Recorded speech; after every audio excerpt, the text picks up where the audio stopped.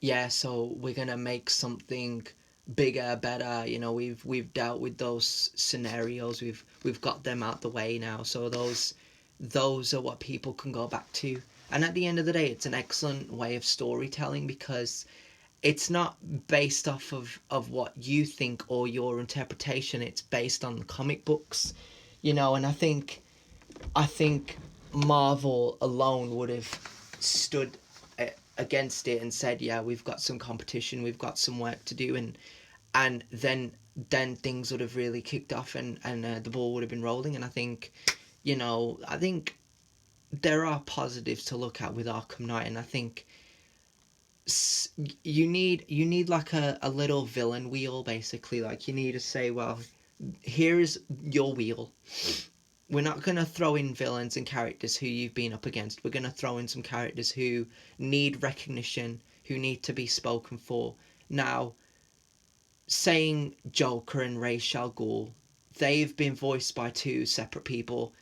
I wouldn't have spammed it and overused that because obviously we can get another character in to play Joker, and we can sort of say, well, Joker died, and obviously we saw it on the news, and obviously Gotham needs another Joker, and it's not saying Mark Hamill didn't do a good job. It's saying that someone else can play the Joker, and Mark Hamill can play the next Arkham game and say, I voiced Joker in that game.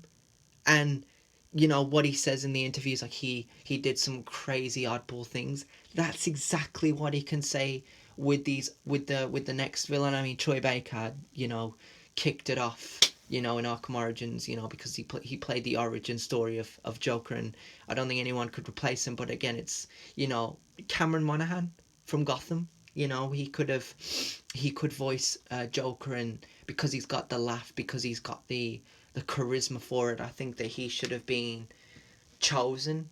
And not just picking on the villains, but picking on the other sections, a bigger surrounding.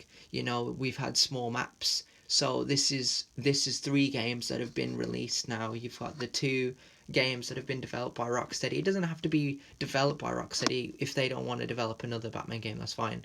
It'll just be created or developed by WB Games. So they'll say, well, we want to do something different, which is understandable. You want to base it off the comic books, you want to look at the characters, but then you want to sort of um work on the characters, sorry, work on the characters alone. That's what I mean. So you'll sort of you'll sort of say, yeah, this is a real Batman game now. Not discrediting the other games. Like obviously I would play that Arkham game, but then I'd play Arkham City and Arkham Asylum, and eventually get to playing Arkham Origins, which will be a blast, I'm sure. But saying that alone, I think I've said this to a few of my friends. I think about Cave, so you don't have to go to the main menu and you don't have to change your bat suit every time. You can just say, well, you know,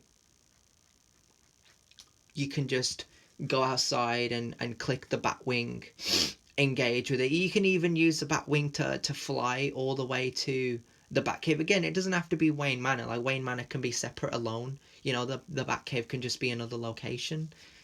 So again, it's not really annoying people. It's basically saying this is what we need to add. We want people to think that they're Batman. We want to sort of incorporate on that, and that's what we need to touch on. And eventually people will recognize and see that. So it will show.